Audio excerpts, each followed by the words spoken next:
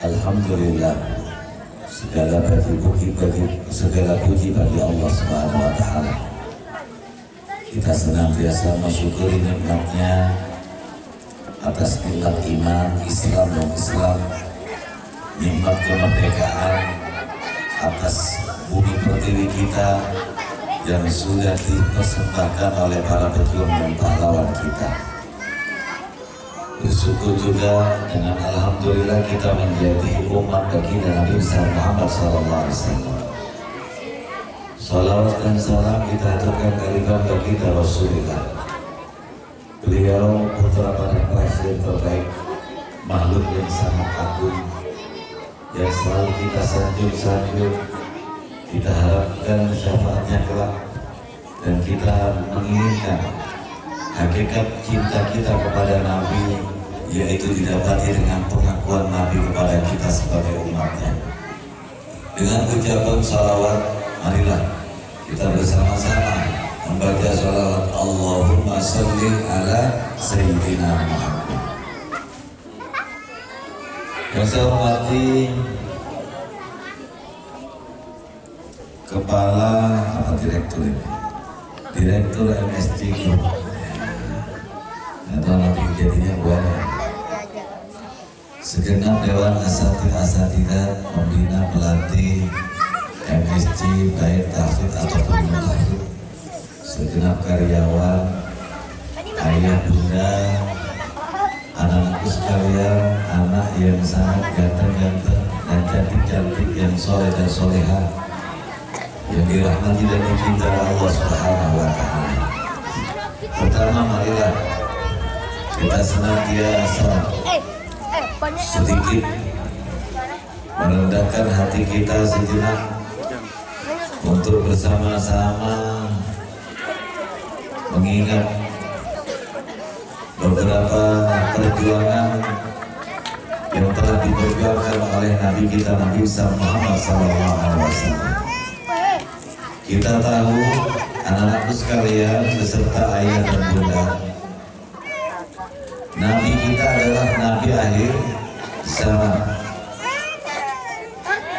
Nabi penyempurna syariat, Nabi penyempurna tauhid. Makanya Nabi Muhammad tidak banyak neka-neko, tidak terlalu banyak minta beberapa pilihan, sehingga mukjizat Nabi cuma satu, yaitu kitab suci Al-Quran. Tidak bercorak kesaktian seperti nabi-nabi sebelumnya.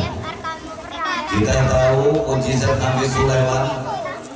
Nabi Sulaiman itu punya kelebihan bisa bicara dengan binatang, bisa bicara sama ular, bisa bicara sama semut, bahkan bisa bicara sama tikus. Semua binatang Nabi Sulaiman bisa. Nabi Sulaiman kalau kemana-mana dia terbang naik angin, karena angin tunduk semua. Kadang-kadang naik awan, seperti film Dragon Ball. Tahu film Dragon Ball mana? Tahu? Jadi Nabi Sulaiman kalau mana-mana naik awan, kadang naik angin. Bahkan Nabi Sulaiman sangat dipatuhi oleh bangsa jin, baik jin Islam ataupun jin kafir. Karena Nabi Sulaiman punya batu akik, batunya yang sekarang seringkali dijual-jual di tengah masyarakat, sebut kelapa helok, namanya batu akik Sulaiman. Katanya kalau pakai batu akik itu kekayaan bisa datang sendiri, kecil bisa menghindar. Ternyata setelah dipakai, ternyata yang pakai malah difina. Itulah kelebihan Nabi Sulaiman. Nabi Muhammad andai kata minta seperti Nabi Sulaiman, bisa. Belum lagi mukjizatnya Nabi Musa dengan tongkat kecil. Tongkatnya Nabi Musa kalau dilempar menjadi ular yang sangat besar. Dipukulkan kepada batu, batunya mancur keluar air. Dipukulkan ke laut yang sangat luas, bisa membelah menjadi jembatan sehingga bisa dilewati oleh banyak manusia. Tetapi ingat, tongkat Nabi Musa hanya berlaku di zamannya. Andai kata tongkat Nabi Musa dibawa ke Bondowoso, dikasih ke Mas Lutfi. Kira-kira kalau dipukulkan ke batu, keluar apa enggak batunya? Airnya. Kira-kira tongkatnya kalau dilempar jadi ular apa enggak? Tidak mungkin, hanya berlaku di zaman Nabi Musa. Bahkan mujizat ini bukan kehendak Nabi, tapi kehendak Allah. Nabi Musa sendiri tidak tahu kalau tongkatnya dilempar jadi ular. Makanya Allah perintah 3 kali, ya Musa lemparkan tongkatmu. Nabi Musa tolak-tolak. Ya Musa pukulkan ke laut. Nabi Musa tolak-tolak. Artinya apa? Mukjizat Nabi dahulu banyak bercorak kesaktian. Kalau dibanding dengan umat Nabi Muhammad, gak perlu tongkat, batu gunung sebesar itu, karena orang Guradawi dipur keluar airnya. Atika ini pakai tongkat berapa mili bisa mengeluarkan air sebenarnya. Jadi tidak perlu tongkatnya Nabi Musa. Alatnya orang Guradawi sudah canggih-canggih. Semua bisa ngepor. Airnya keluar sendiri, tidak rebutan. Alhamdulillah. Belum lagi mujizatnya Nabi Isa. Nabi Isa dikenal dengan Masihullah telapak tangan. Ada bayi lahir buta, gak bisa melihat, wajahnya cuma diusap, langsung bisa melihat seperti sedia kala. Penyakit baros, belang, semua sembuh. Ada orang yang meninggal, cukup wajahnya diusap, bisa hidup lagi. Makanya Nabi Isa punya mujizat bisa menghidupkan orang. Bagi Nabi kita tidak penting hal seperti itu. Andai pun Nabi Muhammad kepingin punya mujizat seperti Nabi Isa, beliaunya bisa, karena beliau adalah rajanya para nabi dan rajanya para rasul. Kenapa Nabi Muhammad tidak mau? Andai kata Nabi Muhammad bisa menghidupkan orang mati, pasti umatnya juga sama mati. Maka tauhid gagal. Nabi Isa harusnya dapat memberikan pendidikan kepada umatnya agar menyembah Allah. Ternyata justru Nabi Isa dituhankan sehingga menjadi Tuhan Yesus. Itulah kemudian Nabi Muhammad cukup dengan kitab suci Al-Quran yang barusan dibaca oleh Nanda Aini. Alhamdulillah, mudah-mudahan menjadi qori yang terus bisa mengembangkan potensi yang tersimpan atau terpendam di dalamnya. Anak-anakku sekalian, ayah bunda, makanya Nabi Muhammad dengan mujizat Quran tidak hanya berlaku di masa Nabi, Quran berlaku sampai akhir zaman. Berbeda dengan mujizat sebelumnya.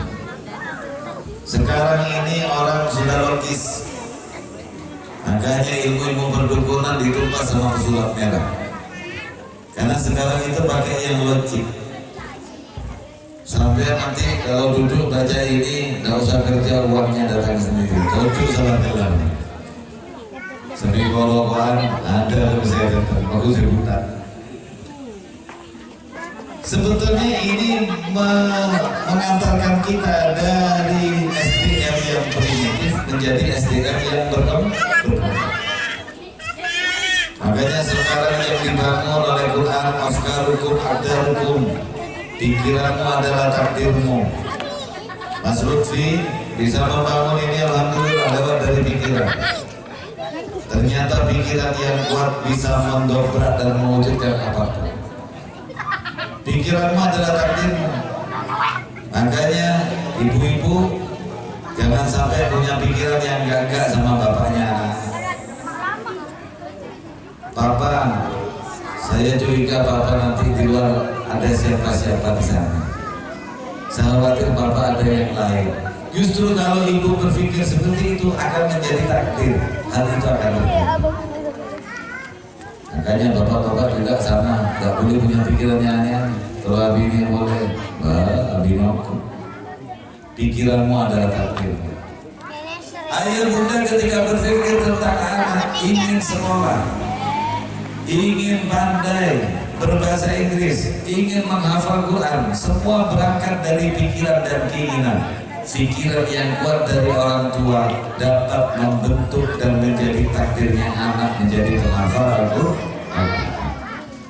Makanya nih anak-anakku sekalian harus semangat. Nabi pelurus tauhid, Nabi penyempurna akhlak. Makanya innama bu'istu liutammima makarimal akhlak, tidak lain aku diutus di dunia untuk menyempurnakan akhlak umat Nabi sebelumnya. Nabi Nuh baterainya dikencengi, dibuangi kotoran. Nabi Musa malah dihina-hina. Nabi Isa juga sama dihina, dipanggil anak haram, anak hasil zina, bukan sebulan, bahkan bertahun-tahun. Umatnya Nabi banyak yang berani kepada Nabi. Nabi Muhammad juga berani. Kurang apa Nabi Muhammad yang dilempar waktu di Taif? Pamannya Abu Lahab sama istrinya yang bikin jurang, sengaja untuk mencelakai Nabi Muhammad biar jatuh kemudian dibawa dikasih duri, ternyata mencelakai dirinya sendiri. Semua perbuatan buruk dihadapi oleh Rasulullah dengan kebaikan dan kesopanan. Inilah cara jitu Nabi untuk menyebarkan ajaran Islam. Makanya anak-anak hikmah maulid, salah satu diantaranya, Ustaz, saya hampir tiap tahun Ustaz memperingati maulid, tetapi saya tidak memiliki hakikat cinta dari maulid itu sendiri. Bagaimana cara mewujudkan hakikat cinta berkah buah dari peringatan maulid yang kita peringati tiap tahun? Yang pertama, anak-anakku, anak-anak, tolong perhatikan, halo,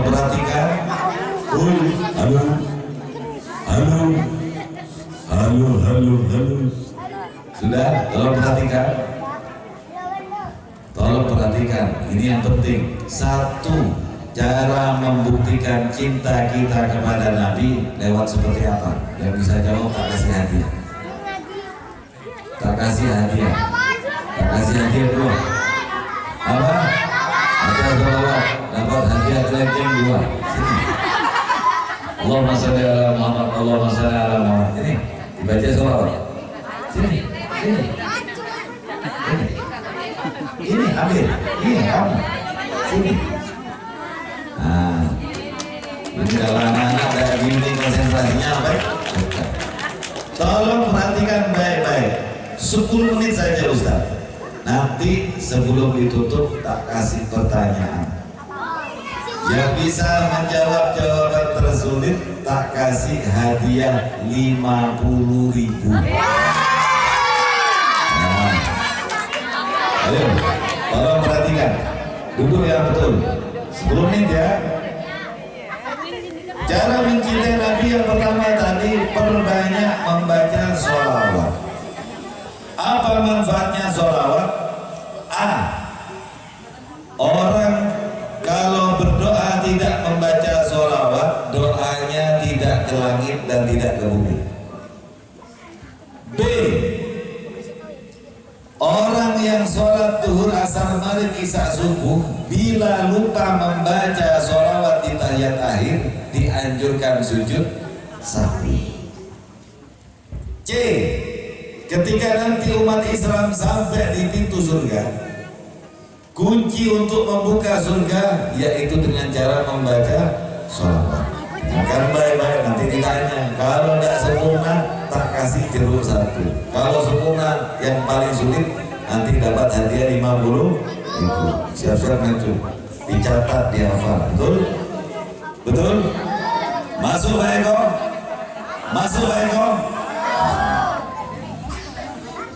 Nah, cara membuktikan cinta kita sebagai umatnya kepada Rasulullah yang kedua yaitu dengan cara apa? Dengan cara menyayangi anak yatim. Muncul pertanyaan, Ustadz, hakikat maulid Nabi itu ada pada apanya Rasulullah? Jawabannya, jantung hati peringatan maulid Nabi ada pada keyatiman Rasulullah. Kita berbicara kelahiran Nabi sekarang. Ini kan hari ulang tahunnya Nabi ya. Nabi saat belum lahir umur 2 bulan di perut ibunda Aminah ditinggal ayahanda karena sakit. Begitu lahir umur 6 tahun, ibaratkan anak-anak sekarang masih TK 0 besar. Coba yang TK 0 besar ngaku. TK 0 besar, nggak ada. Ibaratkan TK 0 besar, Nabi ditinggal wafat ibundanya. Bayangkan. Satu-satunya Nabi dari Nabi Adam, Nuh, Idris, Ismail, Ibrahim, Musa, Isa sampai ke Nabi Muhammad yang yatim piatu cuma Nabi kita, Nabi besar Muhammad Sallallahu Alaihi Wasallam. Kalau perhatikan ini masuk materi ini. Kok bisa mencintai anak yatim termasuk mewujudkan hakikat cinta kepada Nabi? Kalau sholawat itu diucapkan Allahumma sholli ala Sayyidina Muhammad. Kalau anak-anakku ayah bunda menyayangi anak yatim, itu buah isinya sholawat. Bapak ibu meskipun tidak baca sholawat, tetapi menyayangi anak yatim kekuatannya sudah lebih dasar daripada sholat. Makanya orang yang tidak dekat dengan anak yatim difirmankan oleh Allah dalam surat Al-Ma'un. Ara'aital ladzi yukadzibu bid-din fadzalikal ladzi yad'ul yatim. Tahukah engkau ya Muhammad yang dikatakan munafik kepada agamanya, pendusta kepada agamanya? Dia rajin sholat namun sholatnya dusta. Dia rajin puasa Ramadan namun puasanya dusta. Dia rutin umroh, berangkat umroh tiap tahun, haji 5 tahun sekali tapi haji umrohnya dusta. Dia majlisan tiap malam, sholawatan tak ngapok bibirah, sholawatannya juga dusta. Macam madhurana sholawatan ajar. Siapakah yang dikatakan pendusta agama? Fadzalikal ladzi yad'ul yatim. Mereka umatku yang menghardik atau tidak ada peduli kepada anak ya. Dengarkan baik-baik. Hafal nanti ditanya. Kok bisa Ustaz orang yang tidak dekat dengan anak yatim dikatakan pendusta? Jujur, ayah bunda anakku sekalian, kita menjunjung Nabi, bersolawat ke Nabi karena apa? Karena pangkat. Kalau karena pangkat Nabi, Nabi diangkat Nabi umur 25 tahun. Kalau memang kita menghormati Nabi karena pangkat Rasul, Rasul diangkat Rasul umur 40 tahun. Lalu mana masa bayi Rasulullah? Siapa yang mau angkat? Masa kita hanya mengakui separuh-separuh? Sama dengan kita dititipi ponakan yang miskin, karena anaknya orang miskin tidak ada yang ngaku, tidak ada yang ngaku saudaranya. Tak pati ejek menjama turun. Begitu dapat 40 tahun, tadi saudara yang miskin tidak ada yang ngaku, tiba-tiba jadi orang hebat, jadi Bupati Bondowoso, jadi Direktur MSC Group. Bertoki melarat dia saya ngaku. Saya jadi Direktur MSC Group, jadi Bupati, pas nyawa pengen ada nih. Bentau saya jadi Bupati lebih besar. Ki ubau kompoy bukan. Ki neng-neng benakan. Ki oleh lo kompoy. Ki melarat dia saya ngaku. Saya jadi Bupati ngaku kopi. Engkau ternyata engkau ki mbak-mbak ki nggak saya lambut. Siap pret. Almati di orang ngabejeng tengah puasa sibuk asolawatan bermalam, yang tak pernah setak kena yatimnya mana jor. Paham? Di bab ini paham? Paham sudah? Buku masih belum. Itu hakikat mencintai Nabi yang kedua. Bagaimana cara, apa yang dikatakan anak yatim? Yang dikatakan anak yatim, anak yang ditinggal wafat oleh ayahnya sebelum usia dewasa. Kalau piatu ditinggal ibunya sebelum dewasa.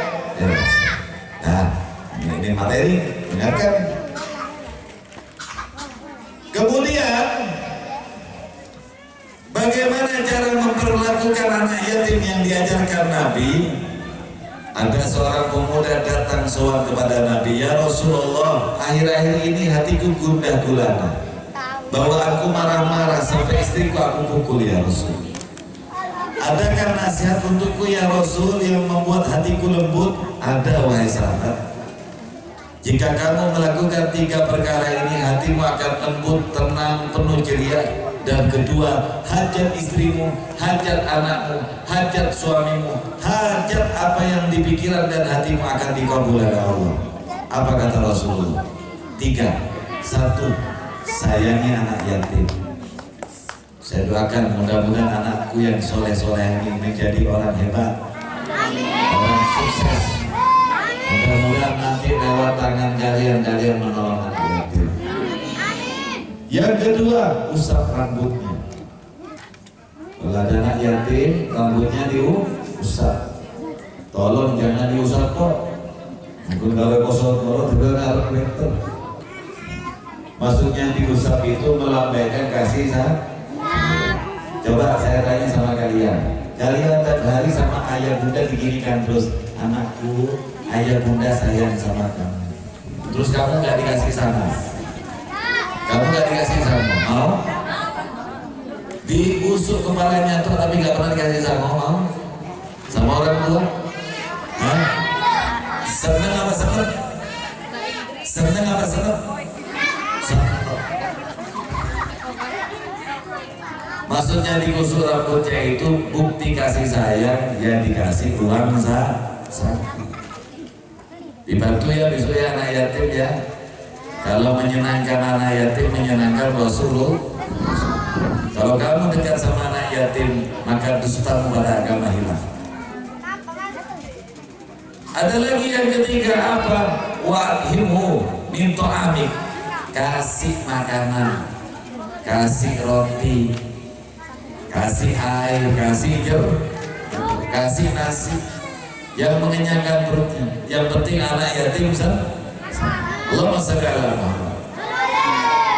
Yang ketiga, yang terakhir, ya, masuk pokoknya saja ya. Pokok, bagaimana cara membuktikan kita cinta kepada Nabi?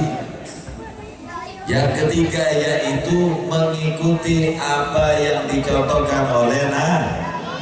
1. Kalau masuk masjid kaki, masuk masjid kaki.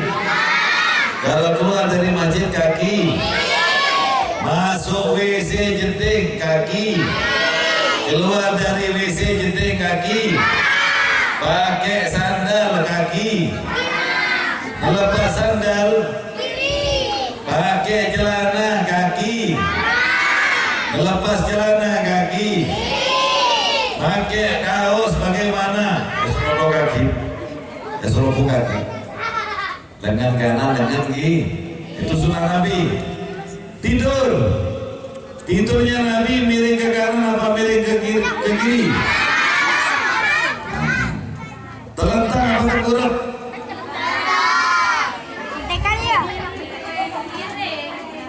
Ya kadang-kadang ke kanan, kadang-kadang terlentang. Cuma Nabi paling sering tidur miring ke kanan. Kenapa kok ke kanan? Karena di kanan ada hati, ada love.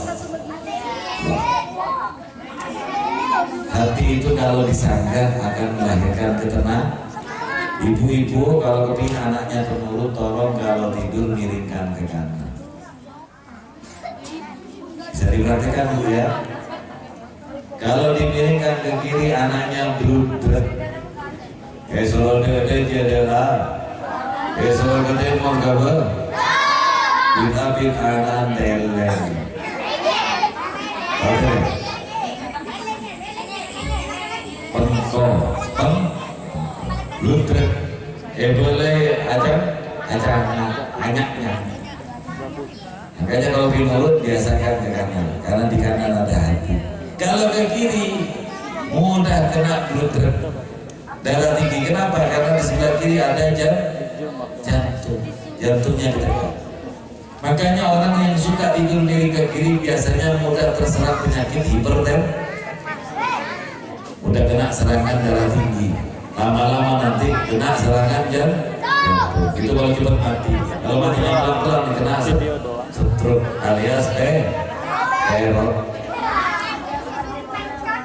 Nah, itu sunnah Nabi, minumnya Nabi.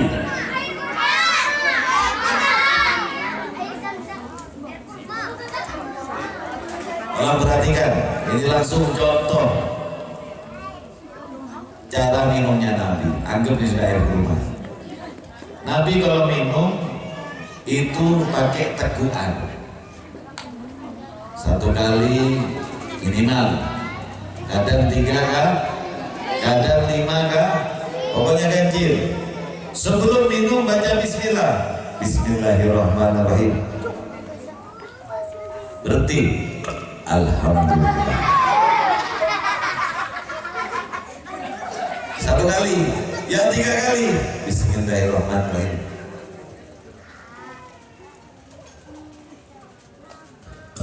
Alhamdulillah. Itu minumnya Nabi. Kalau minum nanti gitu ya, tidak boleh minum cepat-cepat.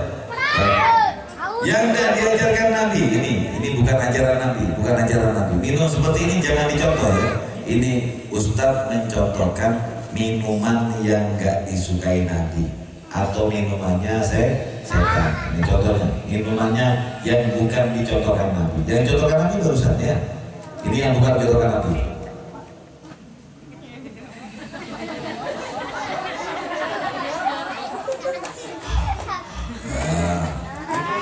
Seperti itu tidak itu akan bikin kembung ya, akan bikin kembung dan kerja lambung menjadi berat, usus juga tertekan ya. Betul nggak tadi ya? 1 teguk, 3 teguk, bismillah dulu ditutup dengan alhamdulillah. Ada lagi contoh Nabi, rambutnya Nabi. Ayo, rambutnya Nabi panjangnya seperti apa? Panjang apa pendek? Rambutnya Nabi panjangnya sampai bahu, kayak rambutnya Ustaz ini. Sunnah Nabi ini. Cuma Ustaz gak mau jenggot, Nabi berjanggut. Tapi kalian nanti kalau sudah gede, masih sekolah nggak boleh mau rambut panjangnya. Jangan. Ustaz ini tidak motong rambut karena kepingin gundul di Mekah. Ya, selama nggak berangkat nggak akan potong. Nah gitu. Jadi jangan ikut-ikut Ustaz ya. Karena ini ada satu pengikraran. Nah, apalagi contoh yang dicontohkan Nabi sebagai bentuk kita bakti, sebagai bentuk kita ini cinta kepada Nabi. Anak harus hormat kepada orang tua, harus sopan. Yang dicontohkan Nabi keluar masuk rumah ucapkan Bapak, Ibu, Ayah, Bunda, saya mau berangkat sekolah. Salaman, assalamualaikum. Pulang dari sekolah nyampe pintu rumah ucapkan assalamualaikum. Kenapa harus mengucapkan salam? Karena di pintu rumah ada setannya, namanya setan Dasim. Siapa nak? Iblis Dasim. Iblis Dasim itu cuma bisa dibakar dengan 2 kalimat. 1 kalimat salam sama kalimat bismillah. Kalau kalian tidak pernah baca salam, iblis dasimnya kuat. Karena iblis dasim itu tugasnya menghancurkan rumah tangga. Kalau kena ke orang laki seperti Bang Toy tidak pernah pulang. Makanya harus dilatih keluar masuk rumah baca salam. Coba jujur, tadi keluar dari rumah baca salam apa enggak? Nanti pulang dari pengajian langsung praktek. Paham ya?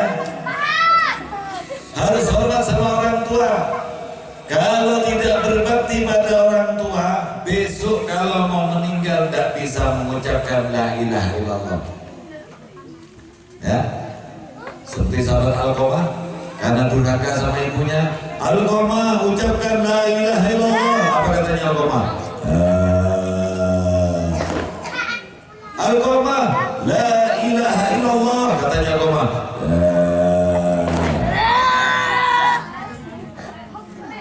Yang berikutnya harus menghormati guru, harus sopan sama guru.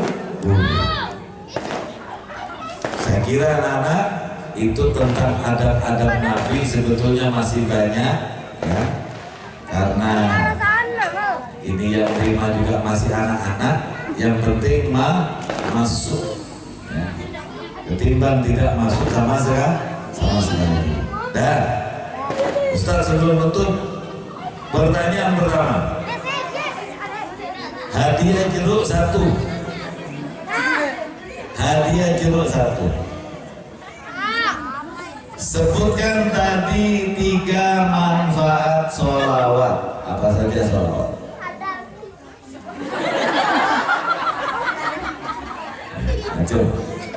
Jeruk 1. Tidak bisa jawab 3, 2 saja. Ayo, apa? Ayo, ini mau dikasih tambahan, sudah lupa. Ayo, 2 saja. Ayo, ada yang bisa jawab? Nah, pertanyaan kedua, siapakah yang dimaksud dengan anak yatim? Acung dulu.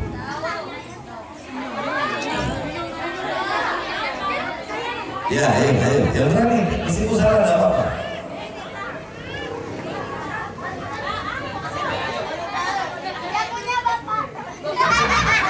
Gak punya bapak, bisa dilengkapi lagi. Bapaknya kemana? Gak punya itu. Pergi jauh apa? Meninggal. Nah, ini salah satu. Siapa namanya ini? Nah, itu dulu. Pertanyaan ketiga, dapat apel 1. Itu dulu, nanti yang 50.000 terakhir. Apel 1. Pertanyaannya adalah, sebutkan macam-macam tata krama yang dicontohkan oleh Nabi, seperti masuk masjid minimal 4. Ngacung dulu. Ayo. Ayo harus berani. Ayo, motor. Ayo. Anak baik, anak cerdas. Ayo. Satu-satu dulu. Terus kemana? Masuk masjid pakai. Terus ada lagi?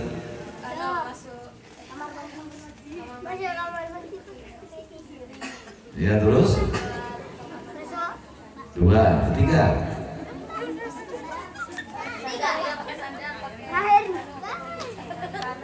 Terus lepas. Ada lagi 4. Ya, terus mau ditambahi tidurnya. Miring ke. Nah, kalau minum bagaimana? 1 teguk, baca bismillah, ditutup alhamdulillah. Nah, ini 1 apel. Nah, kembali lagi yang ketiga, yang bisa membaca sholawat nariyah pakai lagu Acung. Sholawat nariyah. Ayo, yang jilbab hijau, sini. Oh, ini sudah. Ganti yang lain dulu, Ayo, coba ini. Saya ganti yang lain dulu. Sini. Tunggu nak. Pakai lagu.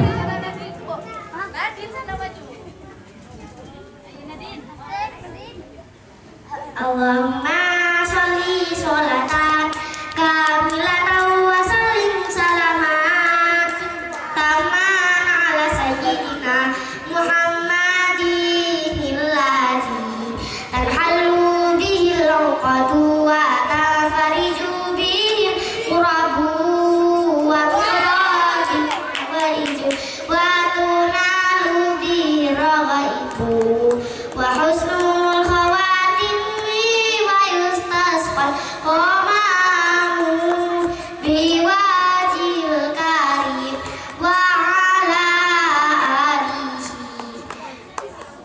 wa sahbihi fi kulli lamhatin wa nafasin bi'adadi kulli ma'lumillah.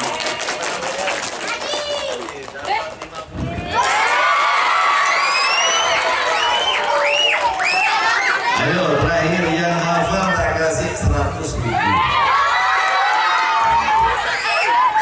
Siapa yang bisa melakukan dengan lagu nama keturunan orang tua sampai kakeknya Nabi Muhammad bin Abdullah bin, ayo tak kasih 100.000. Ayo 100.000. Nah, ada. Saya kira cukupkan dulu. Tolong ustaz-ustazah nanti anak-anak soleh-solehan diajari hafal sama nama orang tua dan kakek nenek moyang Rasulullah. Dilakukan, kalau bisa jadikan lagu wajib supaya hafal. Allahumma sholli ala Muhammad. Saya kira itu semua anak-anak ya. Ini kalau ada hadiah mau berdiri semua, mulai muda bentar ke TV. Nah, ketemu lagi ya dan waktu ya. Nah, saya kira itu yang dapat disampaikan oleh Ustaz. Mudah-mudahan bisa diterima dengan baik dan dipraktikkan. Nah, Ustaz tidak bisa mengikuti sampai akhir karena harus pindah ke Sekar Putih lagi di dalam tes. Sama juga jalan politik. Saya kira itu saja. Kami ucapkan mohon maaf bila mana ada kata kurang berkenan. Kurang lebihnya wallahu muwaffiq ila aqwamit thoriq. Wassalamualaikum warahmatullahi wabarakatuh.